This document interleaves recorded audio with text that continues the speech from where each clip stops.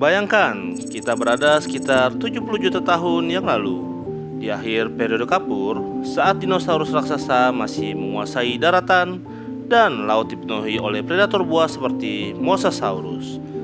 Tetapi, di langit terbentang pemandangan yang tak kalah menakjubkan, karena ada makhluk bersayap raksasa yang melayang tinggi, seolah-olah seperti pesawat hidup. Inilah dia, Quetzalcoatlus.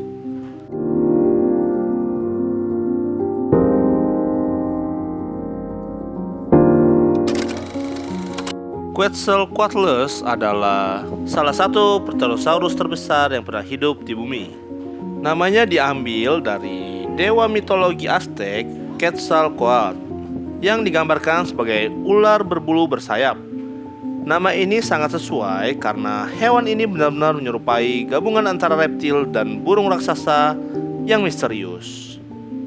Quetzalcoatlus pertama kali ditemukan pada tahun 1971 di Texas, Amerika Serikat oleh seorang mahasiswa paleontologi bernama Douglas A. Lawson.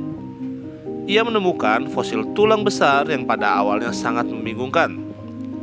Setelah diteliti lebih jauh, ternyata itu adalah tulang dari seekor Pterosaurus raksasa.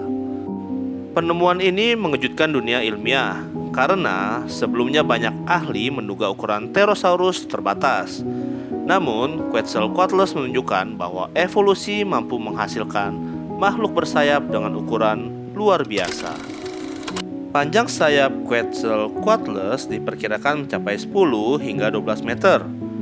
Bahkan ada dugaan beberapa spesies bisa mencapai 15 meter. Untuk gambaran, itu seukuran dengan sayap sebuah pesawat kecil. Tinggi tubuhnya sendiri saat berdiri bisa mencapai sekitar 5 meter, mirip dengan tinggi jerapah modern.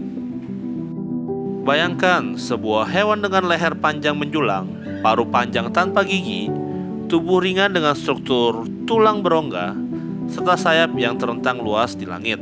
Pemandangan ini pasti sangat menakjubkan sekaligus menakutkan di zaman purba.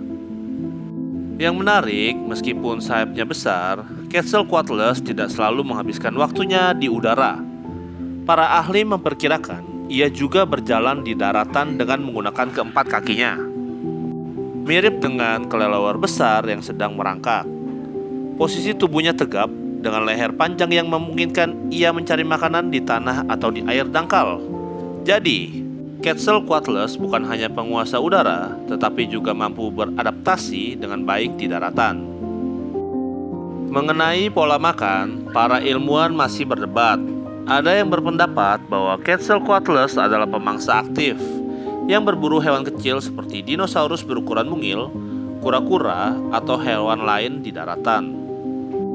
Dengan paruh panjangnya, ia bisa dengan cepat menyambar mangsa dan menelannya bulat-bulat. Namun, ada juga teori yang menyatakan bahwa Quetzalcoatlus lebih mirip dengan burung bangau atau marabou stork, yaitu pemakan oportunis yang mencari bangkai atau hewan kecil di sekitar sungai dan rawa. Dengan ukuran tubuh sebesar itu, mungkin Quetzalcoatlus tidak bisa terlalu bergantung pada terbang jarak jauh untuk berburu, sehingga cara paling efisien adalah mencari makanan di daratan. Bayangkan ia sedang berdiri di tepian sungai purba dengan tubuh tinggi, ia bisa menundukkan leher panjangnya dan menjulurkan paruhnya ke dalam air. Tetapi ketika ada kesempatan, ia mungkin juga menyergap hewan darat seperti anak dinosaurus yang lengah. Adaptasi anatominya sangat menarik untuk dibahas. Sayap Quetzalcoatlus terbentuk dari membran kulit yang menempel di sepanjang lengan hingga ke tubuh dan kaki. Struktur tulang sayapnya diperkuat oleh tulang jari keempat yang sangat panjang, yang menopang seluruh sayapnya. Tubuhnya relatif ringan karena tulangnya berongga, mirip burung modern, sehingga memudahkannya untuk terbang meskipun berukuran raksasa. Akan tetapi, para ilmuwan juga bertanya-tanya bagaimana makhluk sebesar ini bisa lepas landas dari tanah. Penelitian terbaru menunjukkan bahwa Quetzalcoatlus mungkin menggunakan cara unik, bukan melompat dengan kedua kaki belakang seperti burung, tetapi justru melompat dengan kekuatan keempat kakinya sekaligus. mirip dengan loncatan katak. Dengan satu hentakan, tubuhnya melayang ke udara, lalu sayap raksasanya terbuka, membawanya terbang dengan anggun di langit. Dalam kondisi cuaca yang mendukung, ia bisa melayang jauh menggunakan arus angin tanpa banyak mengepakkan sayapnya. Jadi, ia bukan tipe penerbang yang aktif mengepakkan sayap sepanjang waktu, melainkan ahli dalam soaring atau melayang menggunakan termal panas seperti burung pemangsa besar masa kini.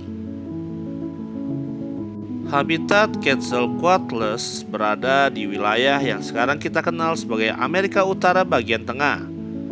Pada zaman Kapur akhir, daerah itu berupa daratan luas dengan sungai, rawa, dan iklim yang hangat. Quetzalcoatlus hidup berdampingan dengan dinosaurus besar seperti Tyrannosaurus rex, Triceratops, dan Edmontosaurus. Kehadiran makhluk bersayap ini menambah kompleksitas ekosistem karena mereka menempati peran penting sebagai predator, pemakan bangkai, sekaligus penghubung antara daratan dan udara. Namun, sebesar dan sehebat apapun Quetzalcoatlus, ia tidak bisa menghindari takdir kepunahan. Sekitar 66 juta tahun yang lalu, sebuah asteroid raksasa menghantam bumi di wilayah yang sekarang dikenal sebagai Semenanjung Yucatan, Meksiko. Tabrakan ini menyebabkan perubahan iklim global yang drastis, kebakaran besar-besaran, serta runtuhnya rantai makanan. Tidak hanya dinosaurus non-unggas yang punah, tetapi juga pterosaurus raksasa seperti Quetzalcoatlus juga punah. Langit yang dahulu dihiasi oleh sayap-sayap raksasa kini menjadi kosong. Meskipun demikian, warisan Quetzalcoatlus masih hidup hingga sekarang dalam bentuk ilmu pengetahuan dan inspirasi. Para ilmuwan terus meneliti fosilnya untuk memahami batas kemampuan makhluk terbang terbesar sepanjang sejarah.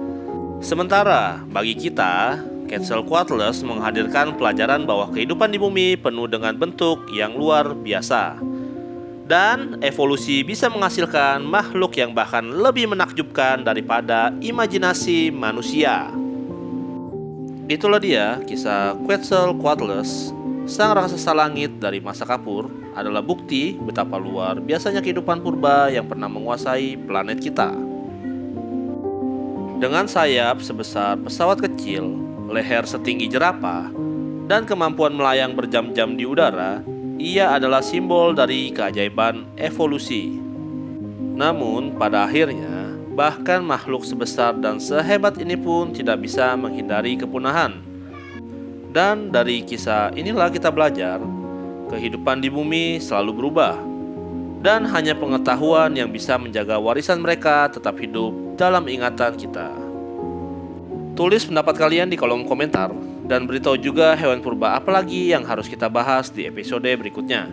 Jangan lupa like, share, dan subscribe agar tidak ketinggalan kisah-kisah luar biasa dari dunia prasejarah bersama Dino lagi. Sampai jumpa di episode berikutnya.